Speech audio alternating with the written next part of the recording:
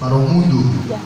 Tout le monde qui croit dans moi, pas prêter dans le noir. A fim de que tudo aquele que crê em mim não permaneça nas trevas. Les hommes tendent parole moyo, s'il pas croit, c'est pas moi qui condamné. Se alguém ouvir as minhas palavras e não as guardar, eu não o julgo. Parce que moi vim pour délivrer le monde. Porque eu não vim para julgar o mundo, Moi pas vim pour condamner. mas eu não vim para julgar o mundo, e sim para salvar. Mais monde qui refuse croire dans moi, qui pas accepter parole moi, qui pas accepter parole moi, ils joignent avec ça qui condamné. Mas quem que me rejeita e receber as minhas palavras tem que julgue.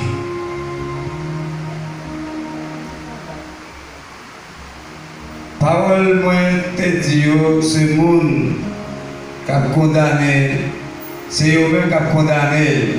A própria palavra que tinha Les derniers jours vont arriver. essa o julgará no último dia. C'est pas parole, pas m'a parlé là.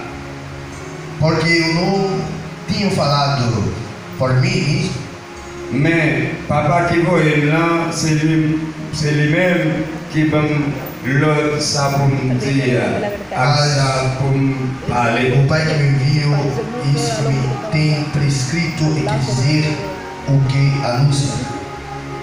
Moi-même, moi connais tout commandement lié par la vie qui pas bien finir. Eu sei que o seu mandamento é a vida eterna. C'est ça que fait, ça m'a dit là, m'a dit pour papa, Por isso, as coisas boas que eu te falo, m'a dit, c'est ça que fait, ça m'a dit, Jean-Papa, t'es bon l'autre là. as coisas boas que eu falo como o Pai me tem dito, assim falo. Pour quelle raison nous lisons un message, nous lisons parole comme ça ensemble avec toi, soeur? Porque estamos lendo uma palavra assim para você esta noite. Parce que Jésus, c'est la vie. Porque Jesus é vida. Jésus, c'est la vie. Jesus é a vida. Les noms dans Jean 14, verset 6, Quando lemos João 14, versículo 6, il dit, Monsieur, chemin la vie et la vérité. responde-lhe Jesus: Eu sou o caminho e a verdade e a vida. Personne ne peut pas jouer papa sans que le papa c'est pas moi. Ninguém vem ao Pai senão por mim. Et bien, vous connaissez un peu le monde qui pas passé pour jouer avec papa. Porque muitas pessoas não passam no caminho do Pai. Parce que ça que ça, le papa c'est pas Jésus. Porque essas pessoas não querem passar por Jesus. Jésus dit dans la parole, Jesus disse na sua palavra, dans Jean 12, verset 44 à continuer. João capítulo 12, versículo 44, a continuidade.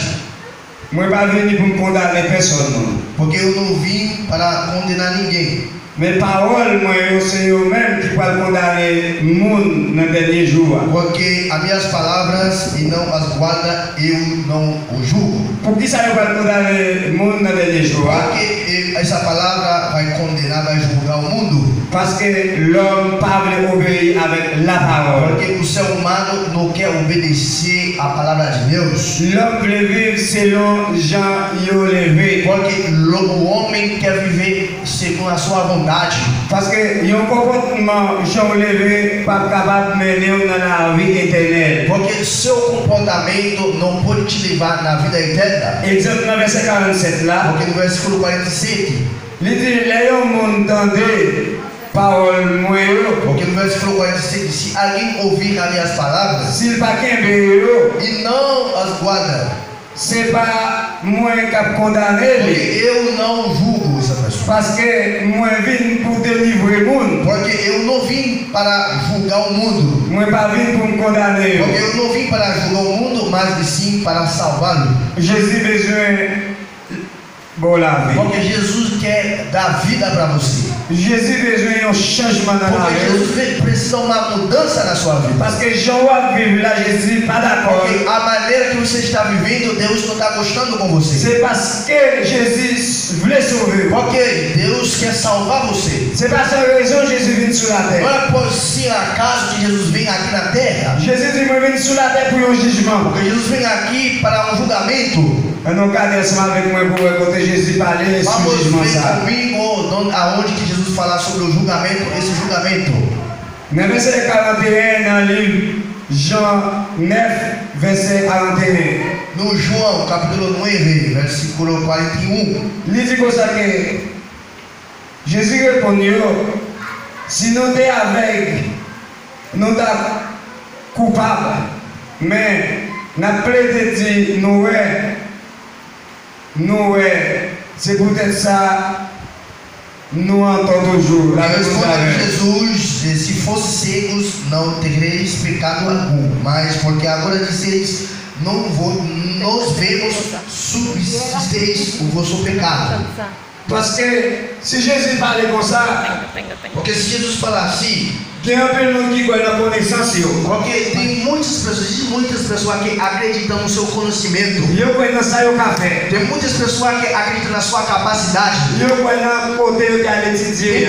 Tem muitas pessoas que acreditam no seu estudo teológico. Mais connaissance spirituelle